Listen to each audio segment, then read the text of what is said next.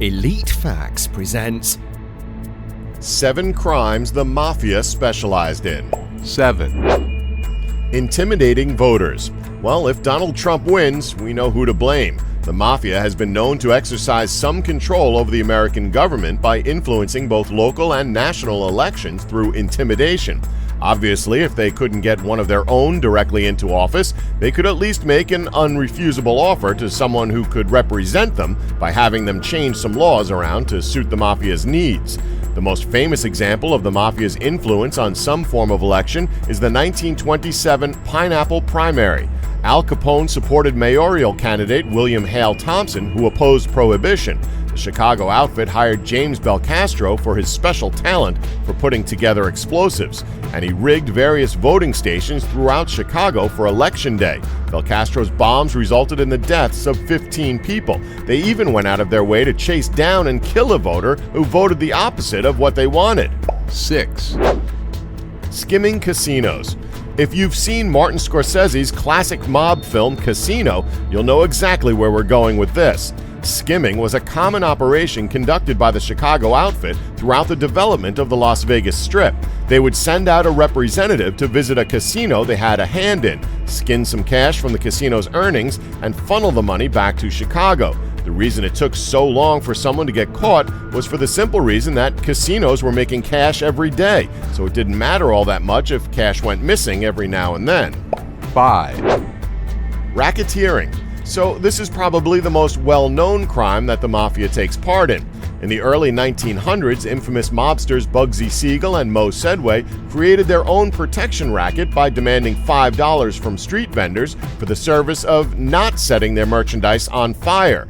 They essentially paid the Mafia for nothing, as they didn't even offer the service of actually protecting the business back in those days.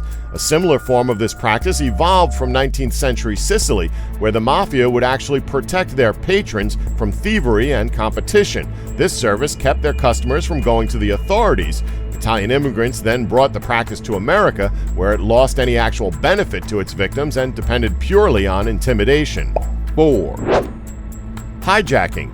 Probably the most common crime, hijacking is something that's done by almost any form of criminal. However, there's one thing that sets the Mafia apart from two-bit thugs. They have specific money-making targets. Their main target tends to be armored vans, as they most likely contain cash or something just as valuable that's meant for banks. One famous example comes from the Prohibition era. William Dinty Colbeck and his goons made a habit of robbing banks and hijacking armored cars all over Illinois and Missouri. They struck lucky one day as one of the armored cars they commandeered happened to contain over $2 million. 3. Newspaper slugging.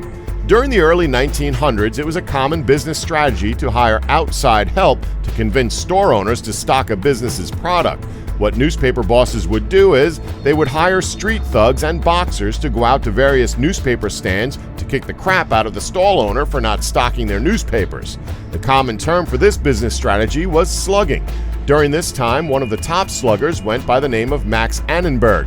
Annenberg was hired by William Randolph Hearst to organize a team of sluggers to make sure the vendors were distributing his publication, the Chicago American. Annenberg armed his new recruits with brass knuckles and blackjacks. The ensuing beatings and shootouts were nearly enough to drive the Chicago government to ban newsstands altogether. Annenberg also made sure that truckloads of rival newspapers wound up in the river instead of in the newsstands. Annenberg's techniques worked. The Chicago American soon became the most widely read newspaper in Chicago. 2. Safecracking. So in 1935, the concept of the safe was created by two English brothers named Charles and Jeremiah Chubb. Thought to be an invention that would finally prevent thieves from stealing people's possessions, it didn't take long for burglars to find a way into safes without needing a combination or a key. This was usually accomplished through either the slow, delicate process of lockpicking or the clumsy use of explosives on the door.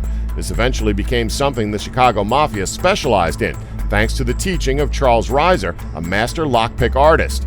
This skill was taught to Dean O'Banion, who was Al Capone's main rival in Chicago. Reiser and his accomplices would actually steal the safe before attempting to crack it. Reiser was caught several times, but avoided jail time for his activities by murdering the witnesses whenever he was investigated. Kind of funny how that ties into this next crime. 1. Assassinations. This crime should come as no surprise considering the Mafia has quite the track record when it comes to whacking people. Their targets could literally be anyone. It could be witnesses looking to rat them out to the government in court, or it could be the actual judges themselves who are in charge of the trial that they're a part of. Witnesses would always tend to disappear whenever a mobster happened to be on trial. Because of this, the Mafia would outsource contracts to hitmen to take care of these witnesses for them without getting their own hands dirty. These contracts would usually commission around $1,000 per person. As we said earlier, assassinations aren't just limited to judges and witnesses. If needed, they would put contracts out on their own men if they were seen as a threat to their organization by becoming a rat or joining another crime family. Or they would simply be killed just for insulting another member of the Mafia. Yes, it's happened before. Just look up what happened to Billy Bats. Now go and get your shine box. Don't forget to like us and subscribe for more elite facts.